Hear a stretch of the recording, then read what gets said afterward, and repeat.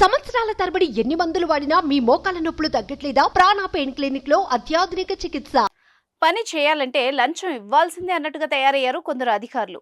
File కదలాలంటే జేబు నింపాల్సిందే. ఒకవేళ అలా చేయకపోతే ఆఫీస్ చుట్టూ తిరిగి తిరిగి చెప్పులు అరిగిపోవాలి తప్ప పని మాత్రం కాదు. అదిగో చేస్తాం ఇదిగో చేస్తాం అంటారే తప్ప మామూలు ఇవ్వందే కొంతమంది సంతకం కూడా పెట్టరు. వాళ్లకు కావాల్సింది దక్కే వరకు టార్చర్ మామూలుగా ఉండదు. తాజాగా విశాఖలోని 2 గ్రామ పంచాయతీ కార్యదర్శులు లంచం తీసుకుంటూ ఏసీబీకి అడ్డంగా దొరికిపోయారు.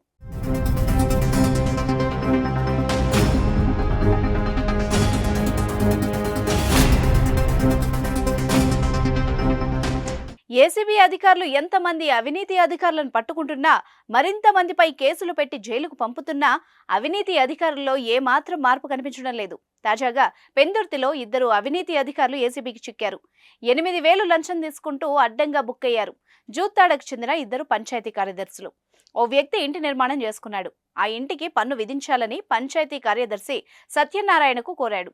ఇందులో మరో పంచాయతీ కార్యదర్శి ప్రవీణ్ కూడా ఉన్నారు. పని చేసి పెట్టాలంటే 10,000 లంచం చెల్లించాలని డిమాండ్ చేశారు ఆ అధికారులు. అంత ఇచ్చుకోలేనని చెప్పడంతో 3,000 వరకు అయితే అడ్జస్ట్ చేస్తానని చెప్పాడు బాధితుడు. అందుకు ససేమిరా అనడంతో 8,000 ఇచ్చేందుకు ఒప్పందం చేసుకున్నారు.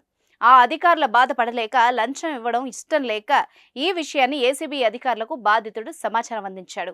రంగంలోకి దిగిన ఏసీబీ అధికారులు పెందుర్తి పరిధిలోని జూత్తాడ గ్రామ సచివాలయం వద్ద లంచం తీసుకుంటున్న పంచాయతీ కార్యదర్శులు సత్యనారాయణ, ప్రవీణ్లను రెడ్ హ్యాండెడ్ గా పట్టుకున్నారు.